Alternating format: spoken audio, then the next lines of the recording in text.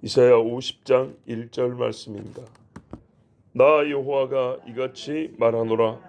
내가 너희의 어미를 내보낸 이혼 증서가 어디 있느냐?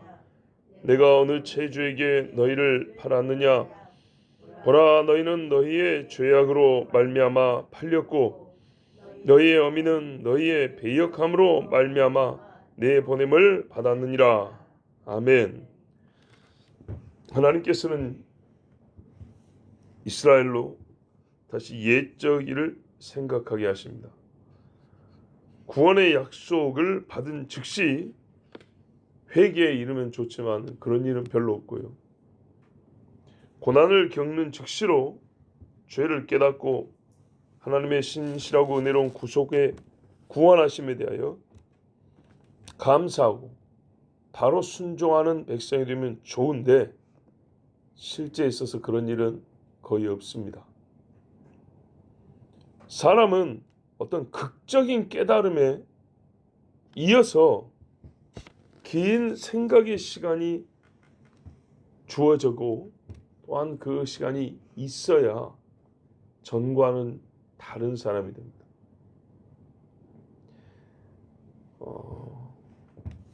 생각의 시간이 있어야 합니다. 반드시. 우리가 어떤 사람이 한 사건으로 변했다고 만나보니까 사람이 변했다지만 그 사건과 내가 지금 만난 사이도 시간이 꽤 많이 흘렀습니다. 생각의 시간이 길어야 한다. 생각 없는 짐승들에게는 요청하지 않고 필요하지 않습니다. 생각할 줄을 모르는 사람은 그냥 매만 맞으면 됩니다. 매만 맞으면 방향은 그때마다 바뀌거든요. 그때마다. 근데 하나님이 계속 때리지 않고 한 번 때리면 바뀌기 위해서는 그 맞은 경험에 대한 생각이 필요합니다. 깊이 생각한다는 겁니다. 생각의 시간이 길어야 한다는 것은 꼼꼼히 따져본다는 겁니다. 내 행위에 대한 순서를 정해봅니다. 원인과 결과를 살핍니다. 악의 근원된 내 생각의 뿌리가 어디 있을까? 이거를 파악해 봅니다. 그리고 이 잘못된 뿌리를 도려낼 수 있는 정도에까지 생각이 이르는 것. 그래서 하나님이요 계속 반복하게 가르쳐 줍니다. 짧은 시간의 감동은 아무리 커도 크게 한번 울 수는 있어도 전과 완전히 다른 새 사람이 되기에는 역부족입니다. 그래서 보십시오. 우리가 솔직히 말하면 수련회나 어느 집회에서 큰 은혜를 받았다고 하지만 변하던가요? 그것 때문에 변했다는 사람은 거의 못 들어봤습니다. 근데 가랑비에 옷 젖는다고 매일 모이는 예배와 신앙생활에서 서서히 조금씩 바뀌잖아요. 계기는 될 수 있지만 계기가 전체 완성은 아닙니다. 하나님은 죄의 지적과 구원의 약속을 반복하여 말씀하시면서 반복할 때마다 한 삽 더 팝니다. 각도를 몇 도씩 더 넓혀줍니다. 옛 것과 새 것을 번갈아 보면서 그 차이를 알게 합니다. 끊임없이 겸손하게 만드시고 변함없이 주를 신뢰하게 만드십니다. 뒤에 보면 이사야 62장 7절에 이런 말씀이 있습니다. 또 여호와께서 예루살렘을 세워 세상에서 찬송을 받게 하시기까지, 예루살렘이 완전히 새로워질 때까지 그로 쉬지 못하시게 하라. 하나님을 쉬지 못하게 하라. 계속 일하게 하라. 또 어떤 말씀에는 기억나게 하는 일 하라 그럽니다. 그럼 여러분, 하나님이 잊으시랴? 하나님이 약속한 걸 안 하십니까? 그런 것도 아니죠. 그런데도 주님으로 하여금 쉬지 못하게 하고 계속 일하게 하라라고 말한다면 인간에게 있어서도 어설픈 회개와 대충의 각성이 전문인 이 사람에게 말이죠. 반복하여 너는 이런 죄를 지었느니라. 너는 이 죄 때문에 지금 이렇게 형벌을 받는 것이냐를 반복하여 알려주는 것이, 자꾸 생각나게 하는 것이 뭐가 이상이고 잘못이겠습니까? 잊지도 않는 하나님한테 하나님이 잊지 못하시게 하라. 계속 일하시는 하나님 앞에 쉬지 못하게 하라. 이러는데 자꾸 잊어버리고 자꾸 눕고 자고 하는 인간에게 그게 계속 깨우쳐지는 것은 너무나 당연한 일입니다. 죄의 뿌리를 보게 하고 하나님을 향하여 자기 의를 내세우는 자들을 부끄럽게 하는 것은 이사할 것도 아니고 사람에게 실제로는 굉장히 이로운 일입니다. 정죄하는 것이 아니에요. 더 이상 죄에 못 빠지게 하는 방비가 되는 겁니다. 하나님 주신 은혜를 진심과 감사함으로 받게 하는 말씀이 되는 겁니다. 하나님께서 말씀하세요. 너희가 이방인에게 팔리고 어마어마한 고생을 하고 버티기 힘든 고난을 다 겪게 된 것이 내가 너희 어머니를 버렸기 때문에 그런 거냐.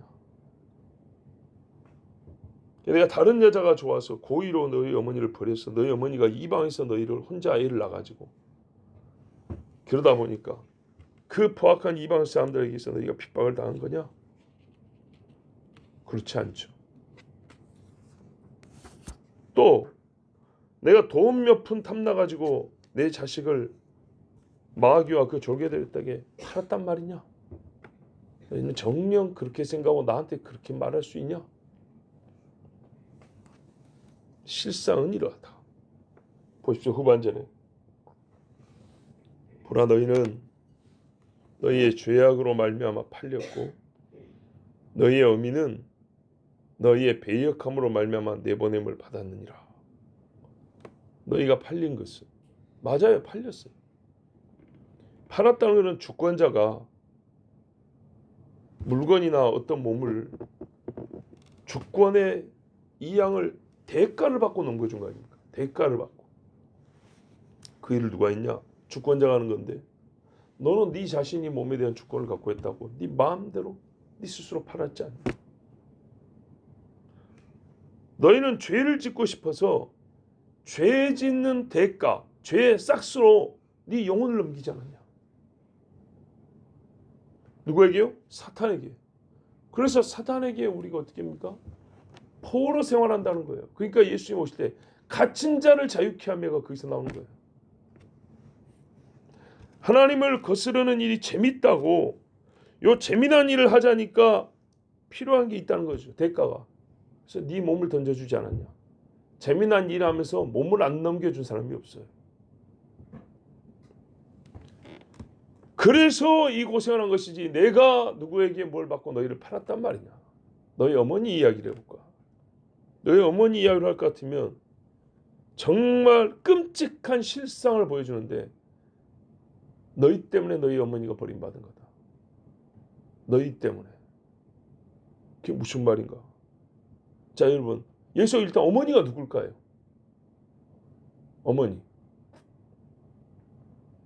이스라엘과 유다의 어머니가 누굽니까?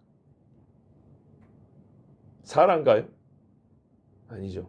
시온, 예루살렘 말하는 겁니다. 성경에 엄청 많이 나와 있어요. 아가 3장 11절에 시온의 딸들아, 이사야 3장 17절에 시온의 딸들의 정수리에, 이사야 4장 4절에 소멸하는 영, 심판하는 영이 시온의 딸들의 더러움을 시키고, 이사야 3장 16절에 시온의 딸들이 교만하여 느린 목 정을 통하는 눈으로 다니며, 시편 48편 11절에 주의 심판으로 말미암아 시온 사는 기뻐하고 유다의 딸들은 즐거워할지어다. 시편 97편 8편에 여호와여 시온이 주의 심판을 듣고 기뻐하며 유다의 딸들이 즐거워했나이다. 자, 두 가지 나와 있죠. 그 시온의 딸들의 더러움과 시온의 딸들이 구원받는 얘기가 이렇게 나와 있죠. 예수님이 이렇게 말했습니다. 예루살렘의 딸들아, 나를 위하여 울지 말고 너희와 너희 자녀를 위하여 울라 그랬죠. 아가 1장 5절에도 참아했습니다. 예루살렘의 딸들란 말이 여러 번 반복되어 있습니다. 딸들만인가요? 아들도 있습니다. 예레미야가 4장 2절에 순금에 비할 만큼 보배로운 시온의 아들들, 이렇게 보배로운 시온의 아들인데 어제 금은 이야기했어요. 어찌 그리 토기장이가 만든 질항아리 같이 여김이 되었는고, 순금 같은 아들들이 어떻게 질항아리 같은 취급을 받게 되냐. 이유가 어디 있습니까? 자기 죄에 있는 겁니다. 이사야 66장 8절에 이러한 일을 들은 자가 누구이며 이러한 일을 본 자가 누구이냐. 나라가 어찌 하루에 생겼으며 민족이 어찌 한순간에 태어나겠느냐. 그렇죠. 망한 나라가 어떻게 다시 생기냔 말이에요. 쫓겨지고 찢어진 나라가. 그러나 시온은 진통하는 즉시 그 아들을 순산하였도다. 가깝게는 이스라엘 독립이고 끝날에 이스라엘이 회복되는 이야기를 담고 있죠. 보십시오. 네 어머니는 시온 곧 예루살렘입니다. 그곳에서요 믿음의 자녀들이 나아졌어요. 그곳에서 하나님의 말씀을 듣는 자녀들이 나아졌어요.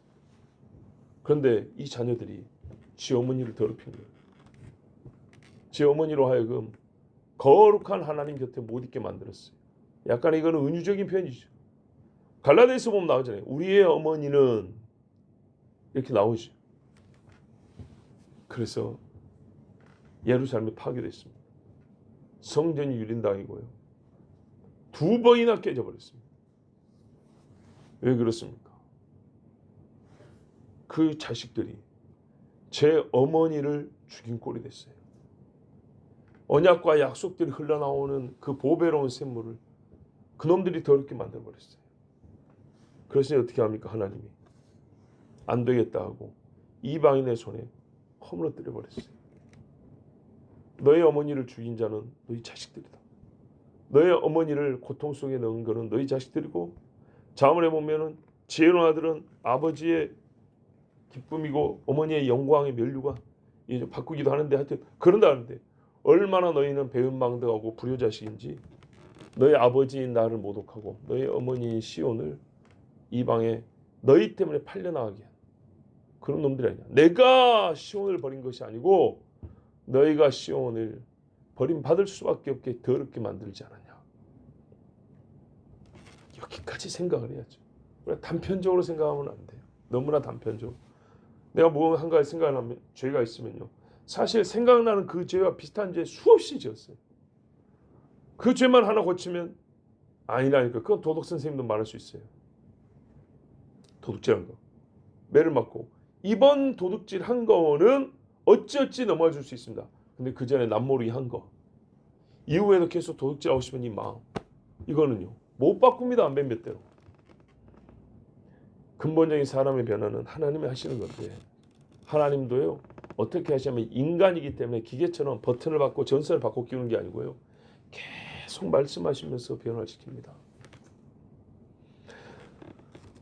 자식인 너희가 어머니로 하여금 나의 눈에 더 이상 잊지 못하게 했다는 겁니다. 이 실체를 똑똑히 봐라. 생각해야 합니다. 이렇게 생각을 해야 합니다. 왜 돌 하나도 돌 위에 남지 못하게 됐을까? 생각을 해야 됩니다. 2000년 동안 시간 줬는데 아직도 생각을 못하고 있지 않습니까? 죄인들이요 하나님께 왜라고 따질 것이 아니고요, 내가 한 일을 깊이 생각해야 됩니다.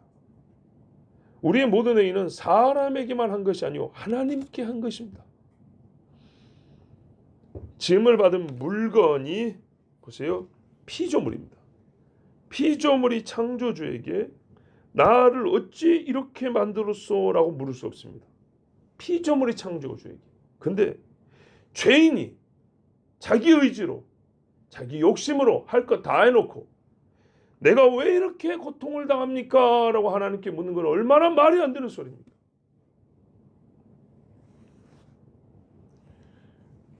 하나님은 판단받으실 때 항상 옳다 인정함을 받는다 했습니다. 그러므로 하나님을 바꾸려 하지 말고 하나님을 옳고, 그러면 내가 뭘 잘못했고 죄를 지었는가? 내가 아직까지 파내지 못한 이 썩어 빠진 뿌리는 무엇인가? 깊이 생각해야 됩니다. 오늘 이 1절 말씀만으로도 우리는 부끄러워서 할 말이 없습니다. 이스라엘도 마찬가지 할 말이 없습니다. 그런데요, 이제 그만했으면 좋겠는데 하나님은 하실 말씀이 더 많이 남아 있습니다. 그 말은 인간이 회개할 행위가 우리 생각보다 많다는 것입니다. 깊이 생각하고 돌이켜야 할 죄악된 행위가 아직 많다입니다. 이 생각 중에는 내가 너희를 구원하기 위해서 할 일이 무엇인가, 어떤 일인가에 대해서도 깊이 생각함이 포함되어 있습니다. 이 양자가 같이 가는 거거든요.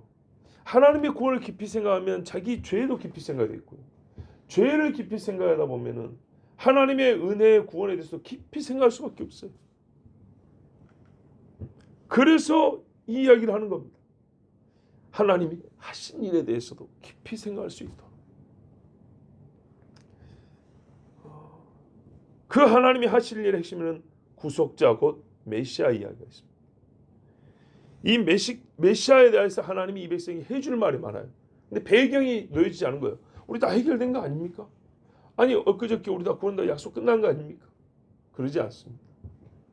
하나님이 이 백성에게 참으로 구원이 주어지기 위하여 메시아에 대한 얘기를 하시기 위해서도 오늘 같은 이 배경은 다시 전제돼야 되는 겁니다.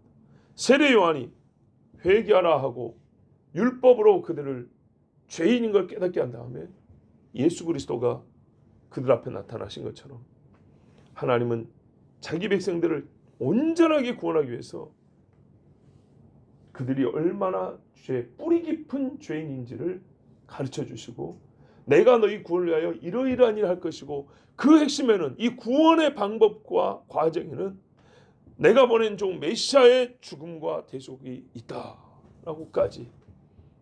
그런데 너희는 얼마나 악한 죄인이냐.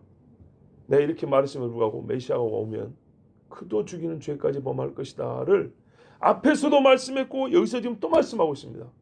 잘 아시는 데 있잖아요. 53장. 이게 지금 어디까지 간다는 얘기예요. 그러니까는 53장까지 이게 반복되어 전해진다는 얘기입니다. 보시면 우리 50장에도 보면 말이요. 하나님이 구원한다는 얘기가 있는데 6절 봐보세요. 너희가 수염 뽑고 뺨 때리고 침뱉음을 당했다. 침뱉었다. 이런 얘기 나오죠. 예수님 이야기예요. 예수님 이야기.